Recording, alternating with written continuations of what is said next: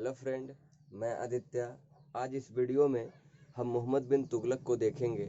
जैसा कि पिछले वीडियो में हम देखे थे गयासुद्दीन तुगलक को, और गयासुद्दीन तुगलक के द्वारा किया हुआ जो अलग अलग कार्य थे और जो परीक्षा में पूछे जाते हैं, जो परीक्षा एग्जाम पॉइंट ऑफ व्यू से जो इम्पोर्टेंट है उसको देखे थे। और इस वीडियो में हम देखेंगे मोहम्मद बिन तुगलक को। जैसा कि मोहम्मद बिन तुगलक यह तुगलक वंश में कब से कब तक रूल करता है, तो यह रूल करता है 1325 से लेकर 1351 तक। यह क्या किया, ये तुगलक वंश में रूल करता है। जैसे इसी के शासन काल में बहुत महत्वपूर्ण सी घटनाएं होती है। जैसे सबसे पहले हम बात करते हैं कि इबन बतूता इसी के शासन काल में भारत आया था। इबन बतूता कहाँ का था, तो मोरक्को का था। और मोरक्को का राजधानी कहाँ है, तो राबात। इबन बतूता के द्वारा एक पुस्तक लिखा गया था जिसका नाम था रेहला। और मोहम्मद बिन तुगलक का जानकारी मुझे इब्न बतूता के ही लिखा गया किताब से हमको मिलता है। जैसे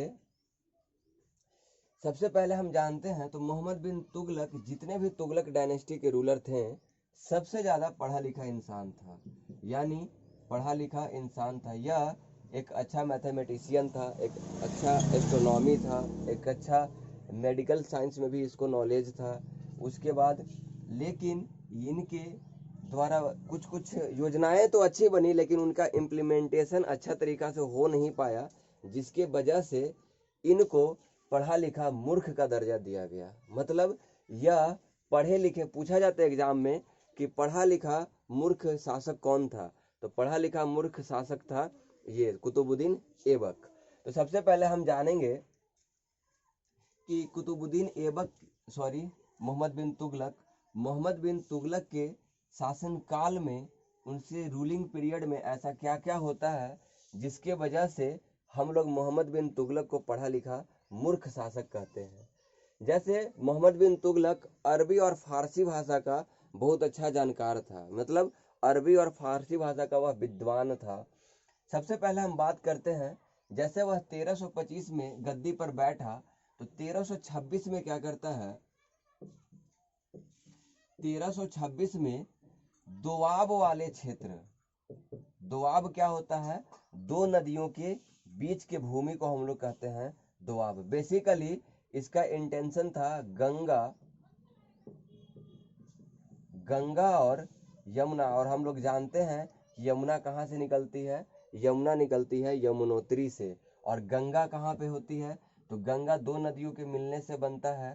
पहला नदी है अलकनंदा और दूसरा हो गया भागीरथी। यही दो नदी देवप्रयाग में मिलते हैं। कहाँ पे मिलते हैं, देवप्रयाग में। तो देवप्रयाग में मिलने से गंगा का निर्माण हुआ। और इन दोनों नदियों के क्षेत्र, यानी बेसिकली इसका फोकस कहाँ था, तो इलाहाबाद प्रयागराज वाला क्षेत्र पर क्या करना, टैक्स बढ़ाना। क्योंकि जहाँ नदियों के जो बीच की भूमि रहेगी उसका फर्टिलिटी क्या रहेगा, बहुत ज़्यादा रहेगा। जब हाई फर्टिलिटी रहेगा तो वहाँ के पीजेंट, वहाँ के जो फार्मर रहेंगे क्या रहेंगे, ज़्यादा अनाज को क्या करेंगे, उत्पादन करेंगे। इसीलिए नदियों के दोआब वाले क्षेत्र में वह क्या करता है, टैक्स को बढ़ाता है। टैक्स को बढ़ाने के साथ साथ इसका एक मुख्य काम भी है, यह एग्रीकल्चर डिपार्टमेंट में एक पोस्ट बनाता है जिसका नाम होता है दीवान ऑफ कोही। और यह दीवान ए कोही का मुख्य काम यह रहता है कि जितने भी इसके एरिया में अनकल्टिवेटेड लैंड थे उसको क्या करेगा, ऑन रिकॉर्ड मोहम्मद बिन तुगलक के पास पहुंचाएगा। और मोहम्मद बिन तुगलक इसमें ऐसा कहा जाता है करीब करीब 60 से 70 लाख रुपया उस समय में खर्चा किया था। और चूंकि वैसा फैसिलिटी को प्रोवाइड करने में, और यह सारा अनकल्टिवेटेड लैंड किसको डायरेक्ट दिया गया था, तो किसान को दिया गया था। लेकिन सबसे पहला जो काम कहा जाता है जिसके वजह से इसको मूर्ख कहा गया, ये कि जितने भी अनकल्टिवेटेड लैंड थे उनमें ज़्यादातर क्या थे, तो अनफर्टाइल थे, उनमें फर्टिलिटी रेट ज़्यादा था नहीं। जब फर्टिलिटी ज़्यादा था नहीं तो उतना ज़्यादा उपज हुआ नहीं, जब उपज ज़्यादा हुआ नहीं तो जितना पैसा इन्वेस्ट किया हुआ सब कहाँ का कहाँ गया, तो सारा का सारा पैसा क्या हो गया, डूब गया। इसके द्वारा इसका दूसरा काम को हम लोग समझेंगे 1327 में।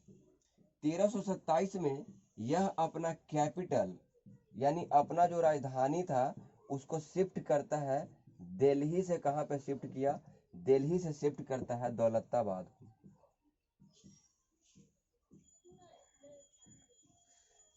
जब यह अपना कैपिटल को शिफ्ट करता है तो यह ऑर्डर देता है कि जितने भी दिल्ली के लोग हैं, जितने भी जनता हैं, वह सारा को दिल्ली से उठ के कहाँ जाना है, तो दौलताबाद जाना है। मतलब यह अपना कैपिटल को शिफ्ट करता है यह, लेकिन इसके साथ ही सारा जनता को भी दौलताबाद जाने के लिए रिस्ट्रिक्ट कर देता है।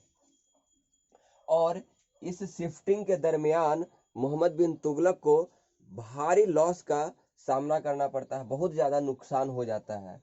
लेकिन और नुकसान के साथ साथ बहुत सारे जितने भी हैंडीकैप्ड लोग थे, जो अंधे लोग थे, वह वहां तक तो पहुंच भी नहीं पाते हैं, रास्ते में ही मर जाते हैं। जैसे 1335 में उसको लगा कि हम दौलताबाद यानी देवगिरी का ही नाम था, क्या देवगिरी का ही नाम था, यानी देवगिरी का ही नाम बदलकर हम दौलताबाद कर दिया था। कौन, मोहम्मद बिन तुगलक। मोहम्मद बिन तुगलक को लगा था कि जिस तरह से हम दिल्ली में रहकर साउथ इंडिया में क्या कर सकते हैं, ये कंट्रोल नहीं कर पा रहे हैं, रूल नहीं कर पा रहे हैं, यदि साउथ इंडिया चले जाएंगे तो साउथ में क्या कर देंगे, साउथ इंडिया चूंकि ज़्यादा वेल्दी था उस समय, वहाँ भी रूल कर पाएंगे और उसके साथ साथ हम नॉर्थ इंडिया को भी देख लेंगे। लेकिन ऐसा हुआ नहीं। चूंकि क्यों नहीं हुआ, क्योंकि दिल्ली और देवगिरी के बीच का जो डिस्टेंस था यह करीब करीब 1500 किलोमीटर है, और 1500 किलोमीटर यानी 700 माइल्स, यह बहुत ज़्यादा डिस्टेंस हुआ। जिस प्रकार से दिल्ली से रह के साउथ को कंट्रोल नहीं किया जा सकता था, उसी प्रकार साउथ में रहकर क्या हुआ, दिल्ली को कंट्रोल यानी दिल्ली यानी नॉर्थ इंडिया और इधर वाले पार्ट को कंट्रोल नहीं किया जा सकता था। इसीलिए इसका यह जो मिशन था क्या हुआ, फेल कर गया इसका जो निर्णय। लेकिन इसका एक पॉजिटिव इम्पैक्ट ये भी पड़ा कि पहली बार नॉर्थ इंडिया और साउथ इंडिया आपस में मिले और इन दोनों का कल्चर भी आपस में क्या हुआ, शेयर हुआ। जैसे 1335 में यह अपना कैपिटल को रीशिफ्ट किया दिल्ली से दौलताबाद को। दो बात को हम लोग समझे। इसके बाद 1329 में वह टोकन पॉलिसी को लाता है, टोकन पॉलिसी को इम्प्लीमेंट करता है। वह सोचता है कि चूंकि पहले सिल्वर कॉइन चलते थे और सिल्वर आज नहीं तो कल क्या हो जाएगा, समाप्त हो जाएगा। उसके लिए मुझे करना क्या होगा, उसके लिए समाप्त होने से पहले कोई ऐसा टॉइन यानी टोकन सांकेतिक मुद्रा को चला देते हैं जिसका वैल्यू सिल्वर कॉइन के बराबर ही रहेगा। और वह लाता है किसको, तो वह लाता है ब्रॉन्ज कॉइन को। किसको लाता है, ब्रॉन्ज कॉइन को। और यह ब्रॉन्ज कॉइन का जो वैल्यू रहता है वह सिल्वर कॉइन के बराबर ही रहता है। लेकिन यह फेल तब करता है, सोच इसका सही था लेकिन फेल तब किया जब यह इसके ऐसा कहा जाता है कि इसके रूलिंग पीरियड में जब यह टोकन पॉलिसी को 1329 में लाया था तो सभी के घर में फॉर्जिंग हो रहा था, सभी के घर में मिंट था, सभी के घर में पैसा छपा रहा था। क्यों, क्योंकि यह जब नया जो मुद्रा लाया, नया जो करेंसी लाया, उसमें क्या था कि कोई भी मोहर नहीं था, यानी आसानी से डुप्लीकेट उसका बना जाना संभव है। इसीलिए क्या हुआ कि डुप्लीकेट पैसा मार्केट में बहुत ज़्यादा आ गया। जब मार्केट में डुप्लीकेट ज़्यादा आ गया तो क्या हो गया, ओरिजिनल पैसा का क्या हो गया, डिवैल्यूएशन होना शुरू हो गया। और डिवैल्यूएशन को तो हम लोग समझते ही हैं, मोदी जी का देन है। तो 1329 में क्या होता है कि टोकन करेंसी बुरी तरह से फ्लॉप हो जाता है। जब टोकन करेंसी जब बुरी तरह से फेल हो गया तो 1329 में एक काम और होता है। 1329 में एक काम और हुआ, Khurasan mission, Khurasan expedition. Khurasan expedition में क्या होता है, इस समय खुरासन बेसिकली इराक वाले एरिया को हम लोग कहते हैं खुरासन, और यहाँ पे रूल कर रहा था अबू सैद, अबू सैद। और अबू सैद को रूल करने की वजह से क्या हो गया था कि यहाँ पे बहुत ज़्यादा इनस्टेबिलिटी था, और इनस्टेबिलिटी होने की वजह से अबू सैद के जितने भी नॉवेल्स थे वह नॉवेल्स मोहम्मद बिन तुगलक, क्योंकि मोहम्मद बिन तुगलक के पास आर्मी बहुत ज़्यादा था, तो मोहम्मद बिन तुगलक को कहते हैं कि आपको क्या करना है, खुरासन मिशन पे, खुरासन यानी इराक में जाकर क्या कर दीजिए, आप अपने साम्राज्य को फैलाइए, इसके लिए हम क्या करेंगे, आपके साथ हैं, आपका सपोर्ट करेंगे। और पर्सिया के राजा भी क्या करते हैं, इनको सपोर्ट करने का वादा करते हैं। इसके लिए वह अपने जो आर्मी होता है वह अपने आर्मी को 1 साल का एडवांस पैसा दे देता है और 1 साल का ट्रेनिंग भी करवाता है। तो इस ट्रेनिंग के दरमियान में मोहम्मद बिन तुगलक को बहुत ज़्यादा पैसा का ज़रूरत पड़ता है और बहुत ज़्यादा पैसा को इन्वेस्ट भी करता है। लेकिन हुआ क्या, जब यह खुरासन मिशन के लिए सेना को भेजता है तब एंड टाइम पे पर्सिया के राजा, जो पर्सिया का शासक थे उस समय, क्या करते हैं, धोखा दे देते हैं। इससे हुआ क्या कि इसका जो पैसा जो आर्मी के ऊपर जो खर्चा हुआ था वह बर्बाद चला गया। जब बर्बाद चला गया तो इससे क्या किया कि इकोनॉमी पे बहुत ज़्यादा प्रभाव पड़ा और मोहम्मद बिन तुगलक को बहुत ज़्यादा नुकसान का सामना करना पड़ा था। इसी के समय में जस्ट हम लोग आगे पढ़ेंगे 1330 में कराचिल मिशन को करता है। कराचिल मिशन को समझेंगे, कराचिल मिशन क्या होता है।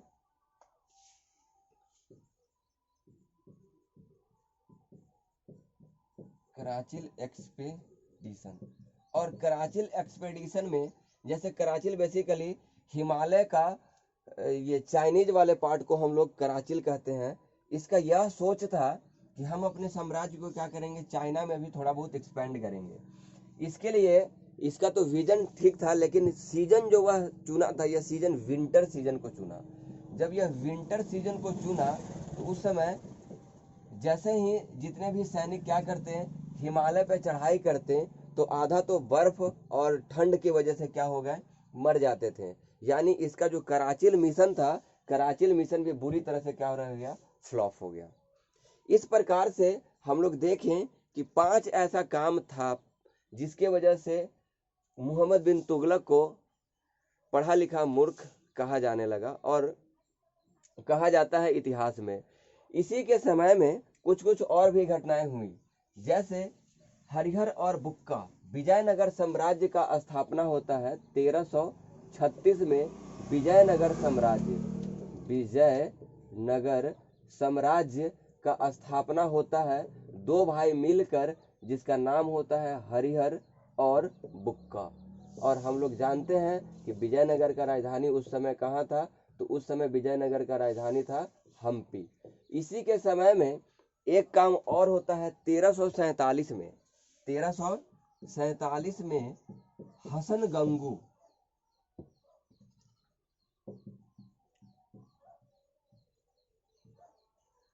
हसन गंगू क्या करता है, एक नया राज्य का स्थापना करता है जिसका नाम होता है बहमनी।